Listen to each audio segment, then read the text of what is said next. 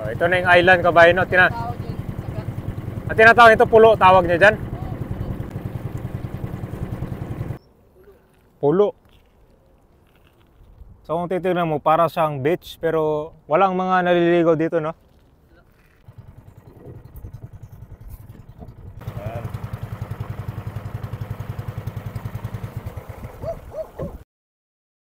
Dito sa dulo ng Parañaque River ay matatagpuan itong Las Piñas Parañaque Wetland Park.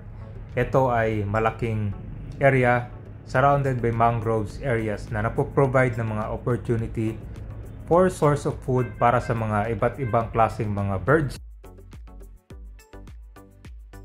Itong ecotourism park ay maganda pang bird watching, trekking, mangrove exploration, or simply i-enjoy nyo yung nature. Napuntahan na natin ang Parañaque River kung saan dito dumaan yung LRT1 from PITX papuntang Ninoy Aquino Station.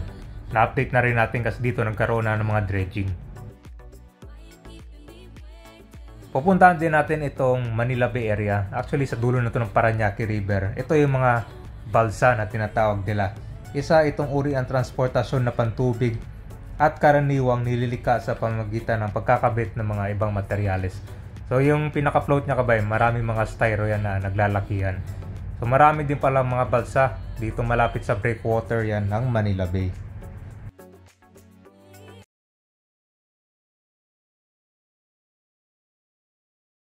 Ito, ang daming ibon dagat. So dito yung labasan ng mga bangka. Dito yung labasan. Papuntang laot. Labasan, papuntang laot. Ito, nanguhuli ng mga isda to? Ay, dami ng mga ibong dagat, no? Nag-aabang ng mga isda.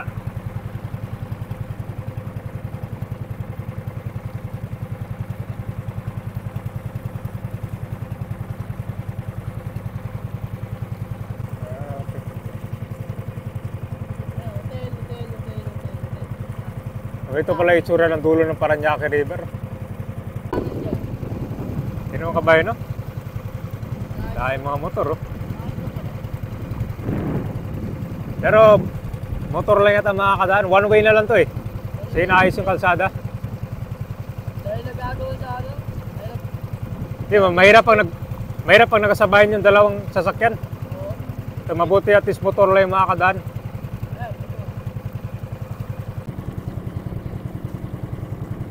Kala ko naging isda.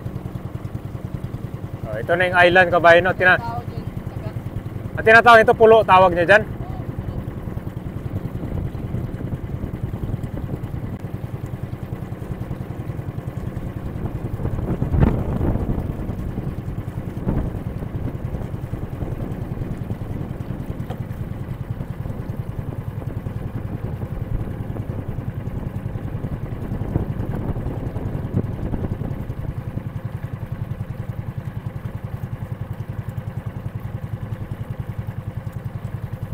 Ganda, lumulutang yung mga ibon, no? Galing. Ah, ito meron din palang bangka, oh. Pulo. So kung titignan mo, para siyang beach, pero walang mga naliligaw dito, no? Pag ano lang, mahal na araw. Saan nagagaling matao, sasakay sila ng bangka para makarating dito. Pero nagkakaroon din ng kon dito, sir, yung parang coastal cleanup. Wala. So hinahayaan lang itong mga basura dito? Pero may naglilinis naman kaso wala. Di na. Yung gumagalaw dito, ano ba yun? Ayun yan, baboy damo. Baboy damo? Tumatalon-talon. Ito, walang daanan dyan, o meron, pero walang direksyon talaga. Wala, di ka makadaan dyan. Dadaan ka dito? Oo. Di makadaan. Bakawan, ito, Bakawan to, di ba? Maganda pala, pwede siguro gawing beach doon or tourist spot to. Grabe ka ba, no? Tirik na tirik lang yung araw ngayon.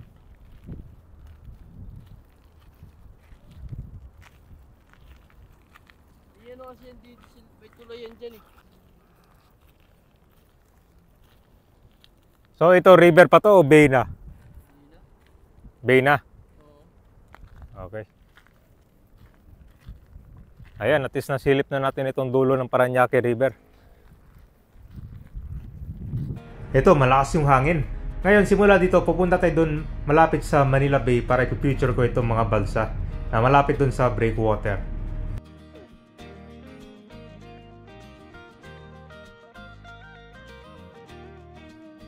So dito pala sa bungad, merong mga ongoing na mga developments. Yan po yung malapit siya sa Okada na. So ito na, matatanaw mo yung mga balsa dyan, no? So yan pala, merong mga nakatira dyan. Tapos meron lang silang bangkar na gamit. Ang sabi daw, kaya dito sila nakatira para mas malapit sa laot na kung kailangan nilang mangingisda. So kung yung iba nakatira sa ilalim ng tulay, malapit sa mga daanan ng train, ito naman kakaiba to dahil nasa dagat sila mismo.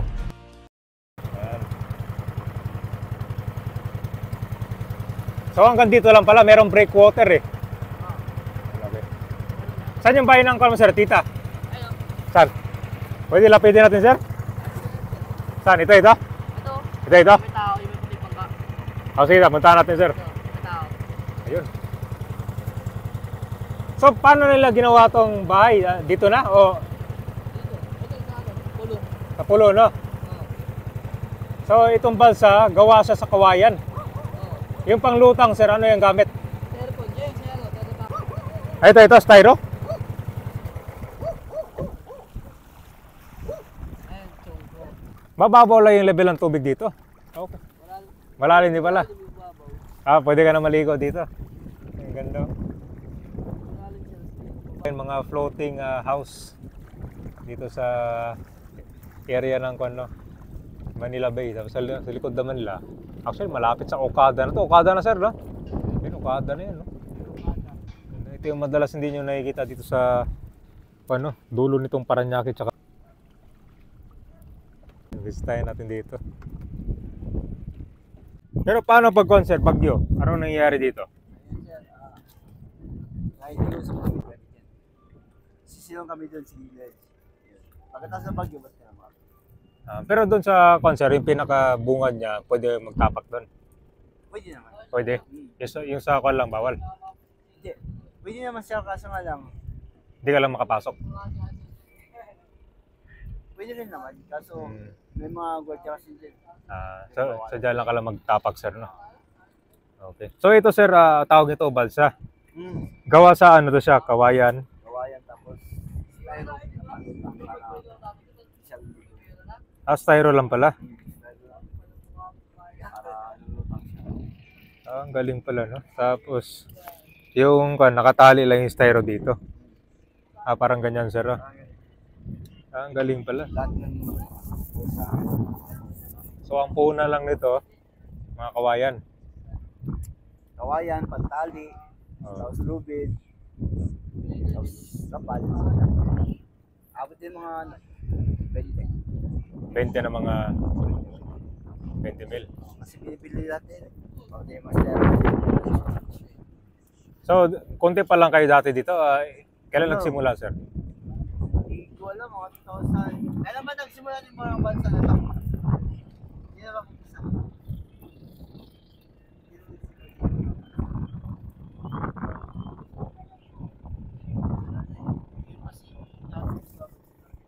Ayan lang. Yan yung mga pioneer. Oo, yung dati ka unang pumunta. Ang galing pala, no? 7 years na? Dati 7 years na, yung mga yan. So, matibay pala to, sir. Oo naman. 7 years na, no? So, yun, sir, ilang kon din dito na kayo nagluluto? Complete din. Kala, tubig nagdadala na rin. Minsan, mga busang kahoy. Dito na nagluluto? Oo. So, ito pala yung real life na concert, parang sa movie ba, no? Na tumitira sa Lost in the Sea, pero ito sila, malapit lang dito. Ganda pala. Saka ito, sir, bagong one, no? Malapit na sila sa Okada.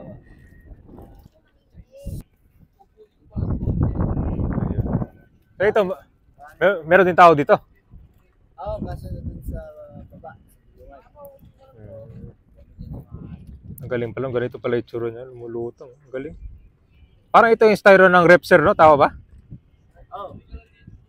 Oh, Meron ng rep, styro ng mga freezer. freezer, Ah, yung mga styro talaga. matibay pala nun pag pinagsabayan mo. Kasi ang mga ganyan sir, ganyan ang mga walang palaman. Palaman. Para hindi siya, para lutang talaga siya. Hmm. Pero ang palaman niya, yung mga styro din. Yes. Kasi, Ate, sakto na lang to pang gabi, di ba? Kasi gabi naman, sisimulan. Tapos gawa sa ako na rin to. Ito, ban lang, tarapal. Tarapal. Kahit merong ulan, nandito lang din kayo, hindi kayo maalis. So hindi naman Bagyo sir, dito lang kami. Pero pag bagyo, hindi kami dito ang pisto, doon kami sa tabi. pag bagyo sir, anong nangyayari dito? Ano sir, masyadong mataas ang tubig, maalon, mahangin, delikado eh. Tapos gumagalaw kayo. Oo, masyadong Maalog. Maalog talaga. Maalog talaga. Kaya na. So ang ginawa niyo, dumiskarte kayo para makatipid sa upa, di ba? Kasi kaysa mga upahan kami, magkano yung upa, pinakamababa siguro ngayon, 1.5, kwarto lang yun, malit lang yun. Tapos di pa kasama ko yung bit doon. So ang galing pala dumiskarte nila sir, kasi yung iba. Ang buhay sir. Yung iba doon sa ilalim ng tulay, no? Ito, nagawa nila ng paraan, no? Kaya pang buhay eh. Kaya yun. Pala yung level ng tubig ba hanggang dito? Hanggang dibdib. Ano? Mababaw pa yan sir. Mababaw pa yan, no? Mababaw pa yan. Meron pang mataas yan. Mamayang gabi, tumaas yan. Mga reclamation project kaya, no? Bali, nasa harap tayo ng malapit sa Okada na to. Pasay ba to? Parañaque.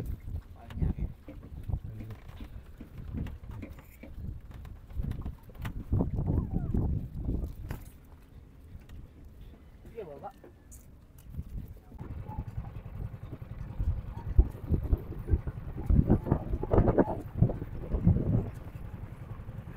Ito yung mga ibang balsa. Iba't ibang pamilyar na rin ang nakatira. So ang gamit nila pang mga rating dito ay meron silang mga bangka.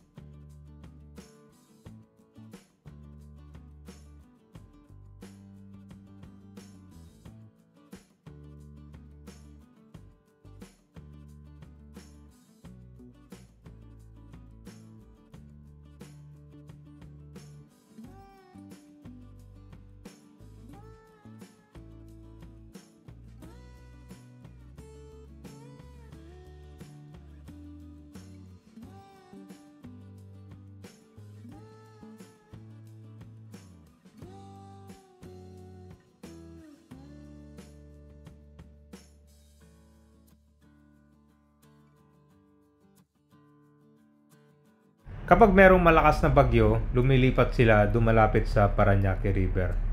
Dahil ayun na nga sa natanong natin, medyo malakas yung alon tsaka yung hangin. Kaya yung iba dito umalis na. Yung iba dito ay galing pa sa probinsya gaya sa Bicol. Pero ang sabi nila, mas gusto nila dito malapit sa Metro Manila dahil mas maganda yung hanap buhay. Ano yan, Okada. Kaya sir, casino. Kasi, Yung pasugal.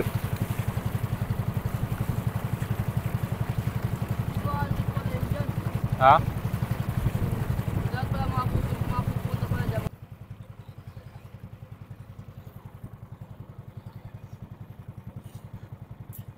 Okada, yun, Okada, Soler, Asana, tapos MOA. Harap ng MOA, reclamation.